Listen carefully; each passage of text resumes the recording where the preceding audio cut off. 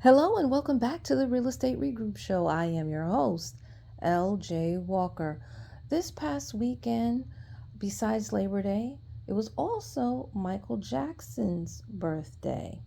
I wasn't able to get the video up on time because I had a ton of things to do, a guest to entertain, etc., etc., etc. However, it's better late than never, right? So I wanted to look at Michael Jackson in a different way, as I always do. And I want us to look at his business sense or his business acumen as well. Because, yes, we can learn a lot from him musically, we can learn a lot from him fashion wise, as well as his dance style. But there are other aspects to this man that I feel that many of us, especially those of us who weren't born with a silver spoon in our mouths, could also learn. And one of those things is Michael Jackson used his real estate to fund various projects and initiatives. They played a key role in funding the musical projects that he wanted to go into, merchandise, and also some of his philanthropy. Now, right now, his estate manages his properties, and the estate has pretty much taken over and ensured that Jackson's legacy continues. See, a lot of us, including myself, we always thought that, all the money came from the record sales or from the tours. But that actually is not necessarily the case.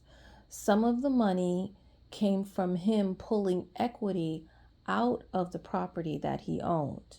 Okay, so some of you might say to yourself, well, what exactly is equity? Equity basically is the difference between the current value of the property minus whatever liens or outstanding mortgages are on the property. Now, when Michael died, Neverland was not paid off. Money was still owed on that property. I believe, honestly, he could have paid that off if it wasn't for all those false lawsuits that he had to fight, as well as the settlement that we later know and come to find, that was also a false allegation as well. Okay. So basically, he did take that money. That's what he used to actually buy Sony. That's what he also used to buy many publishing rights as well for many of the other musical artists that got ripped off in the past. Because it seems as though no matter which recording company many of these artists were affiliated with, many of them weren't paid, as particularly those before Michael.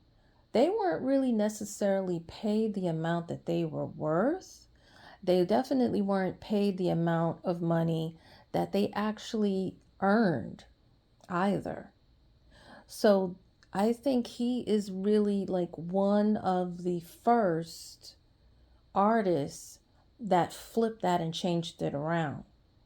Okay. Now, yes, he may have been in debt. I believe they said it was for what, $500 million when he died. But trust me, he did still have money coming in to cover that. And then when the estate took over, they did things again using the money from the equity of Neverland Ranch. And then, of course, you guys know they eventually did sell Neverland Ranch. And they used that money to put together things like MJ the Musical.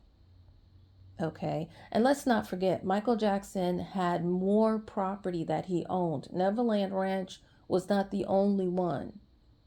Okay. He did own condos, he did own other houses as well. So I think that what we can learn here is, most people, when they take out the equity out of their home to buy things, they normally buy frivolous things. They might buy another car, they might buy clothes, they might buy jewelry. They might also use it for things that are necessary, such as health care, right? However, when you use the equity to buy another asset that appreciates, that's you bringing money back to yourself. And that's basically what he did. And that's also what his estate did, because that's how MJ the musical was funded, was that way. Okay, so that's really it. That's all I wanted to share with you guys.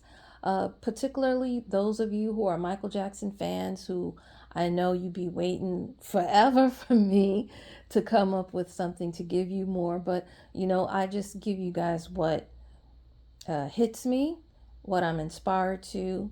So please feel free to share this amongst your friends. Remember, each one, reach one, teach one.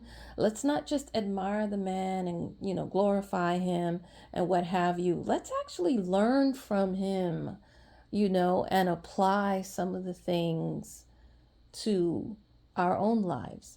We may not have as much money at his scale, but many of us do have something. And we can definitely use him as an example and grow, the little that we do have. Okay, guys? All right. So until next time, have a good night.